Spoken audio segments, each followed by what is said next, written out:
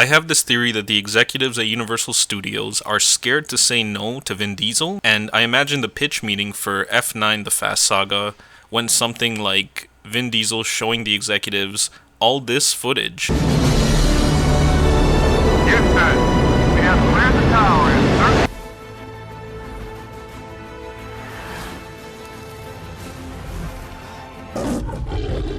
Is that a challenge?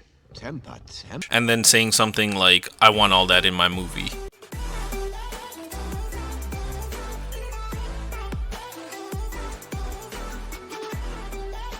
This is my review for F9 The Fast Saga, and I don't know why they chose the word saga for the penultimate entry of this franchise when it would have been more appropriate for the final one, which is the next film. This movie has fast cars and explosions and Dom's brother coming back to try to kill him or something, I don't know. You can't even enjoy this movie on a primordial level. Yes, there are a lot of cool stunt driving sequences, which are fun. There's this logically inept sequence with magnets being used on cars and landmines, and even Vin Diesel using his vehicle to swing across plateaus when a bridge collapses. Yeah, you heard that last one correctly. Vin Diesel doesn't abandon his car when using a swinging vine. He brings his car with him. They reintroduce some old characters from the early Fast and the Furious movies, which kind of brings the whole series full circle. But on top of these minor pros, it was also the first movie I've seen in theaters in a long time, so there's some inherent bias there to the quality of my experience with this film. And with that, I'm ready to trample this movie now. The problem with this movie is that there's this formula being used in this franchise which they keep improving on, and this keeps it fresh. That's how they got this far. In this film, however, it seems they've run out of gas because they recycle the same formula but provide nothing new and fresh to keep the excitement going for the next installment. I figured I'd know exactly how this movie would end, but there would be an exciting development where we would see something to look forward to.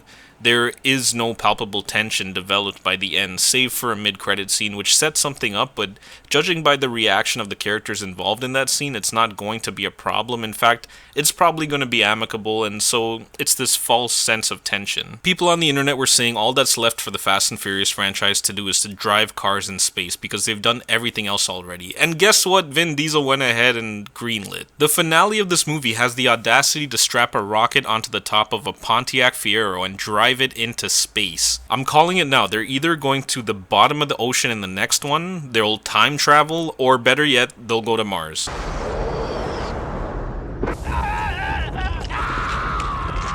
For 8 movies, Dom has always gone on about how family is the most important thing, but then him and his sister Mia never once mention their brother, who was abandoned his whole life. And he just pops up finally, and he's the villain of this film. And it's written as a misunderstanding about something in the past that caused them to split up, and to explain this, there's this ungodly amount of flashbacks in this movie that could have been cut altogether, but the flashbacks just T-bone the main plot very obnoxiously. Almost every flashback was so melodramatic, and it's just Vin Diesel trying to make you feel for his character in the past and how they established this relationship with his brother, but I guarantee you will care less about either of them because they play it out like a daytime soap opera. And watching the guy who's playing the young Vin Diesel trying to act like the older Vin Diesel when he's young is very cringe. The humor is usually passable in these movies, but in F9, it just never lands. Ludacris and Tyrese play the comic relief in a lot of these latter films, but none of the stuff they say is remotely funny.